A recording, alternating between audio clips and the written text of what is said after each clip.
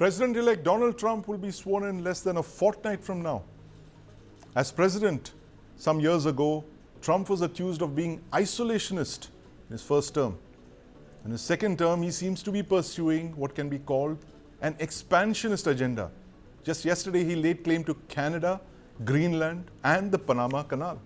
He's even put out a map of what the United States would look like after the acquisition of Canada, which he calls the 51st state of the US.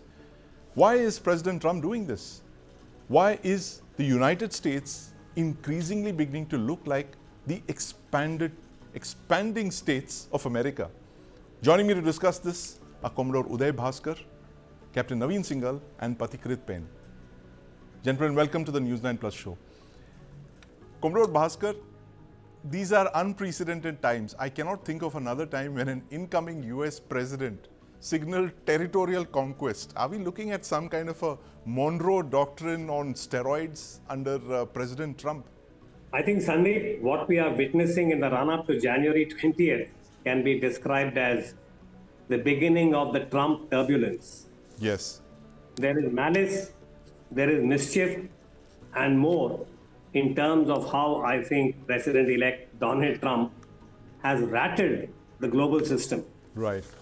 Because if you look at the commentary that has followed these statements of his, and the fact that he has sent his son off to Greenland, Yes. Donald Trump Jr., Yes. with all those statements that are flooding social media and in America on networks, the critics of Trump have called this insane. Right. They said, are we going to see 4 years of this kind of madness? That's a word that's Right. been used. On the other hand, interestingly, and I think this is something we might want to discuss a little more objectively, Yes. there are some people within the right wing and ostensibly from the strategic community who are talking about Trump doing something totally out of the box, Right. which is to identify US strategic and security objectives in Yes. relation to what he claims is the expansionism of first China, Yes. particularly when it comes to the Panama Canal, though mind you, some of his statements are Yeah. not factual.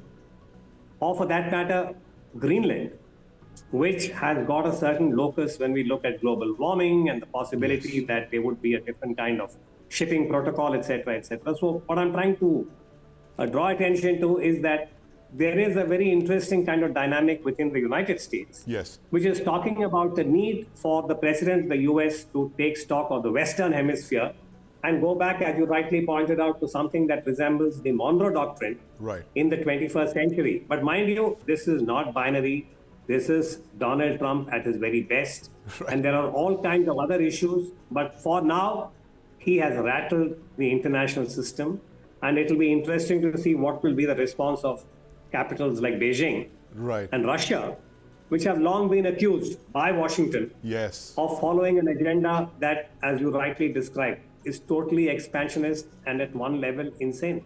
Expansionist indeed, Commodore Bhaskar. Pathikrit Pen, I'm going to ask you about, the import of all of these statements that President Trump is making.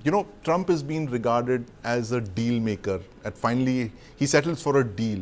Do you think this is a maximalist position that he's taking with Canada, the Panama Canal in Panama, and of course Greenland, the fact that he threatens them and then he extracts concessions out of them?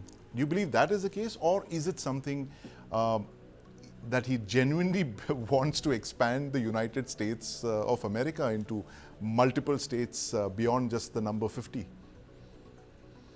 So, Sandeep, there are two aspects to it. Number one, it's not that suddenly Trump has started loving the people of Canada. It's not like that. It's just that he needs access to the Arctic Circle. If you look Right. at it, there are 19 operational bases that Russia has in the Arctic region. Yes.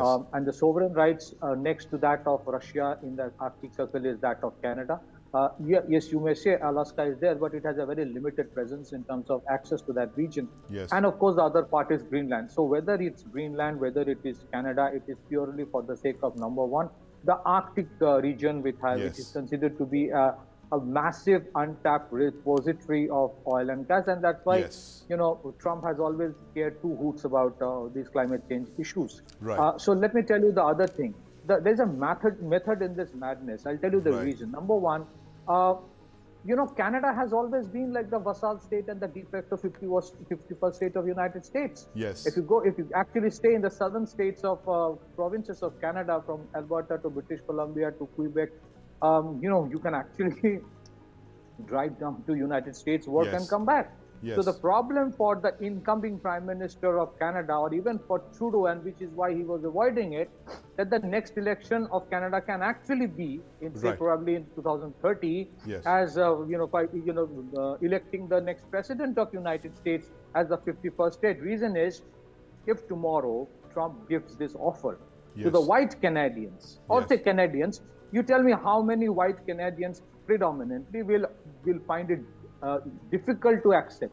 They will actually be very happy to be part of Canada, to be part of United States. So the problem for Canada today is that, it's like the object looking closer than they appear in the mirror of the car. It is the Canadians themselves who would be more than happy to be part of United States than somebody else. Yes, possibly, and there would be calls for a referendum there in Canada. Who knows, Pathikrit, the way things are headed. Exactly. But the point that you made, Pathikrit, very valid about the Arctic. It's all about the Arctic Circle and the fact that, climate change is creating unintended consequences, opening up passages that were inaccessible to shipping for several centuries.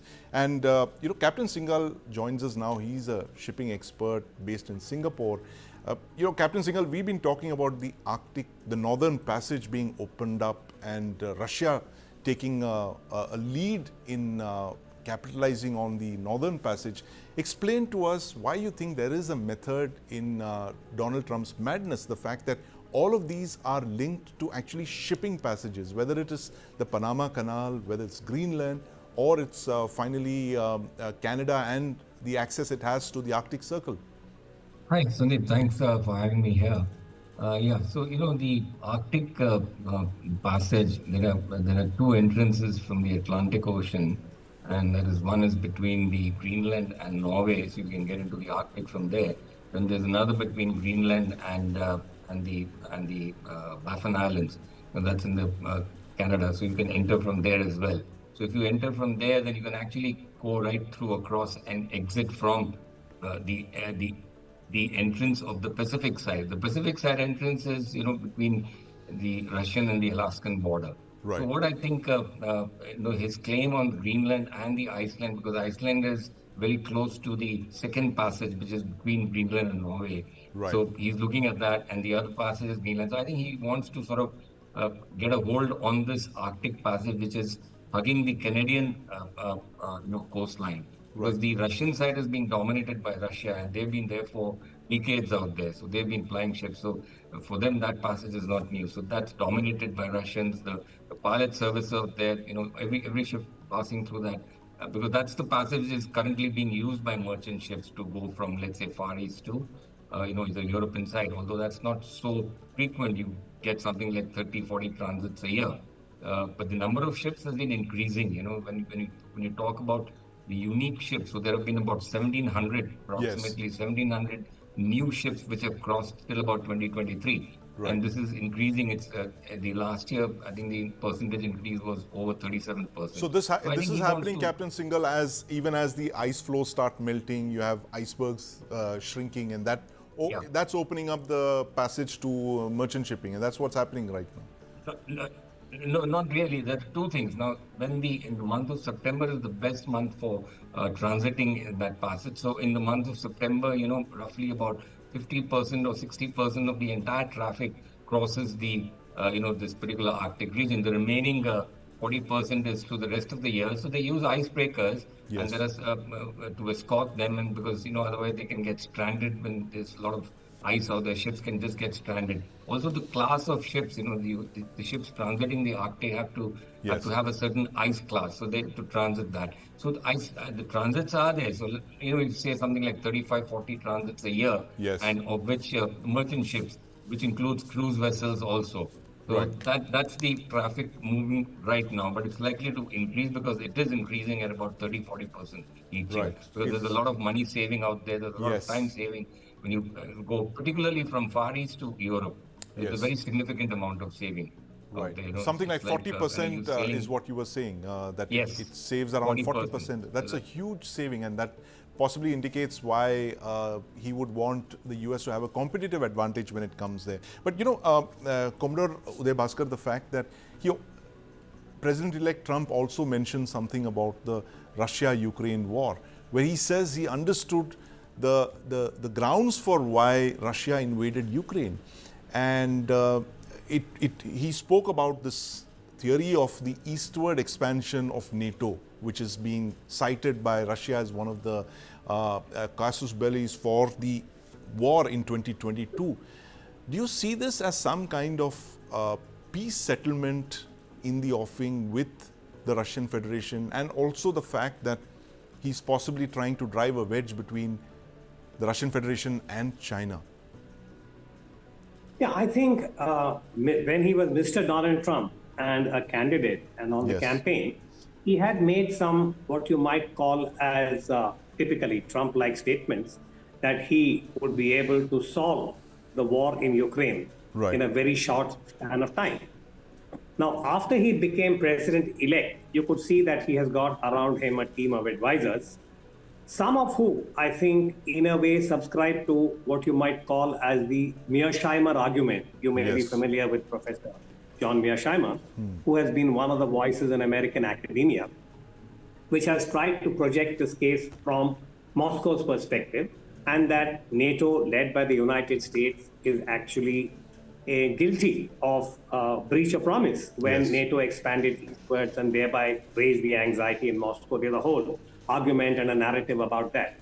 And what you see is that now, as president-elect, he's putting out certain statements, signals in the hope that he would be able to make this more malleable. Yes. And interestingly, the Russian president, Mr. Putin, Vladimir Putin, has also responded, saying that when Mr. Trump takes office, he would be open to some kind of a negotiation or at least a dialogue. Now, this is where we go back to the point that you flagged fairly early on about Trump, the deal maker. Yes. Is he raising the stakes? It's a bit like trying to play a game of poker and see if you can outwit your adversary or opponent by making certain moves on the game, as it were. Yes. So I think when it comes to the Ukraine war, the immediate suggestion is that he wants to make it more malleable, which it was not. Because if you remember the Biden presidency, everything that the United States was doing was binary, which is that Russia is the aggressor, Ukraine is the victim, we will send more aid, NATO will be up there, and so on and so forth. Much of what the president-elect Mr. Trump has now done is also to create a lot of anxiety in NATO. Yes. I mean, Denmark, which claims Greenland. One of the founding members of NATO. I was going to ask you that. Exactly. Yes. Are you going to take up, and enter into a kind of confrontation with core NATO members over territoriality? I mean, Trump is driving a truck through international law. Yes. What will happen at the end of this crash, we are not quite sure. But there's going to be a lot of pushback.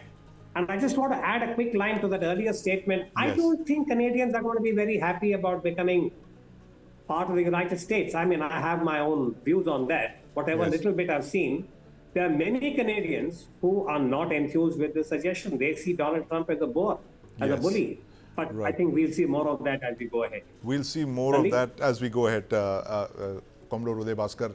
Pathikrit, closing comments from you. This Trump's maximalist position, as Commodore Uday Bhaskar said, he's driving a truck through international relations, particularly NATO, which Denmark, of course, is one of the founding members of NATO, and Canada is too. Is he actually going to declare war on NATO members, if that's what it comes down to? And here you have to see what Canadian Prime Minister Justin Trudeau said about this, where he said that it doesn't have a snowball's chance. Canada doesn't have he doesn't have a snowball's chance of taking over Canada and making it the 51st state of the United States. Pathikrit. So Sandeep, it's like either you take the 25% tariff or you be part of United States. Now the referendum will make it clear. Secondly, see, NATO itself has never been very law-abiding. Most of the conflicts they have got into, it has nothing to do with fighting for democracy that they actually preach. Issue is this: if the ultimate objective of the Russian war was to expand, for military-industrial complex to have its own purpose and to get the access to the Arctic, I mean, Trump is doing the same thing without any war and taking over Canada. Yes. The other issue is NATO itself is dependent on American money predominantly. So Trump will make it very clear. You want to continue with NATO, you continue on its own, on your own. I am not interested in that. In that case, the very existence of NATO and European Union tomorrow, it will be in very much of a problem. Yes. See, the whole Russia-Ukraine war has nothing to do with Ukraine. The day the supply war stops, Ukraine finishes off. So, it's like, transactional, as you rightly mentioned. Trump takes over Canada, possibly trying that way. Russia remains silent on that. Russia takes half of Ukraine as a buffer zone. And we don't know what the deal will be between between China and Taiwan and what they'll discuss. So essentially, NATO and Europe, which was thinking that we rule the world, suddenly will find that they have nobody will ask to who's to what they believe in or they decide. So ultimately, NATO has its numbers, days in, few days left. Basically, that's the desperation you see right now, Ukraine trying to have a 9/11 kind of attack in Kazan city of Russia, trying to ensure that somehow Russia retaliates and the war extends, which I think the Russians are not taking that bait right now. Whether the Canadians take that bait or not, well, we have to see. But most of the Canadians will find, we're completely out of time, gentlemen, but thank you very much for joining us. And as Commodore Bhaskar mentioned, that Trump is driving a truck through international relations. He's always done that in his first term, and his second term promises to offer more of the same. And that's what we're talking about here, Trump's maximalist agenda to expand the United States beyond its boundaries of the 50 states. Thank you very much, gentlemen.